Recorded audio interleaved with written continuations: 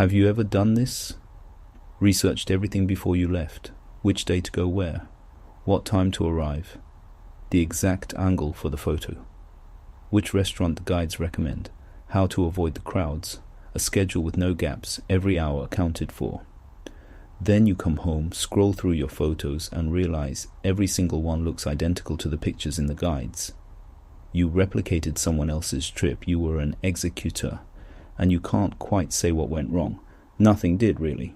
You hit every spot, you ate everything on the list, the photos turned out well. The other extreme is also real, no plan at all, just follow your heart, and then you're stranded somewhere unfamiliar with nowhere to sleep. You've missed the last bus. Your phone has no signal, and you don't speak the language.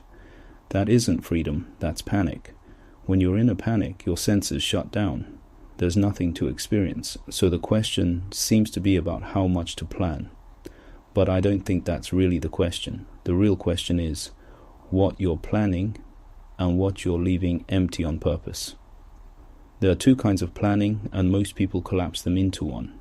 The first is foundation planning, visas, flights, somewhere to sleep, a basic sense of where it's safe to go. This is infrastructure. Skip it and the trip falls apart immediately. It has nothing to do with the quality of your experience, but it's the condition that makes experience possible.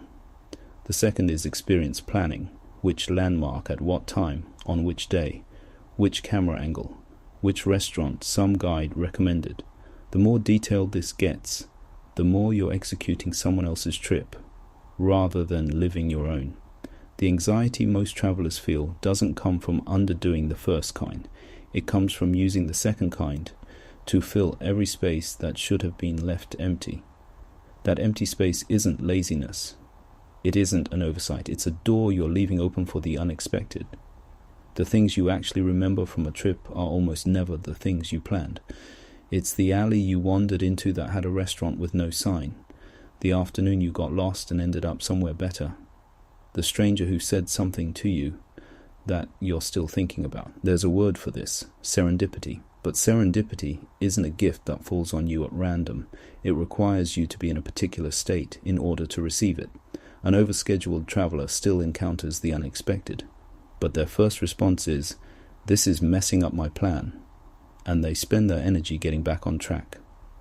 The unexpected arrived. They didn't pick it up.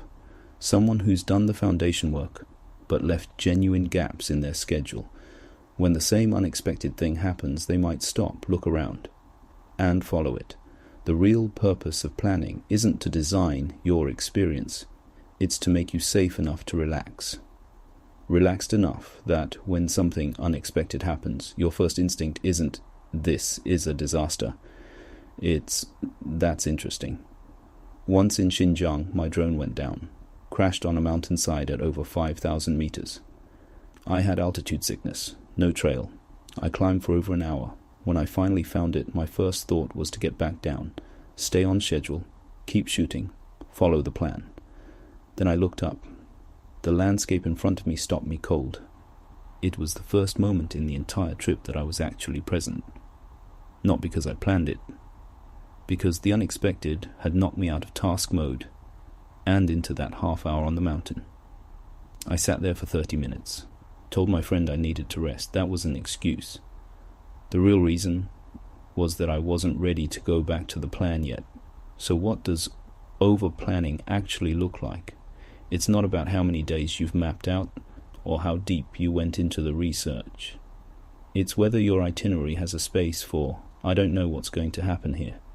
That space doesn't have to be large, an afternoon, a morning, a walk with no destination, but it has to be genuinely empty, not backup option, not if there's time, but truly unfilled, truly unknown. That emptiness is the only door serendipity can actually walk through. You didn't go on this trip to execute a guide. You went to encounter things you didn't know you'd encounter before you left. But those things don't seek out someone whose every minute is already spoken for. They only walk through a door that's been left open.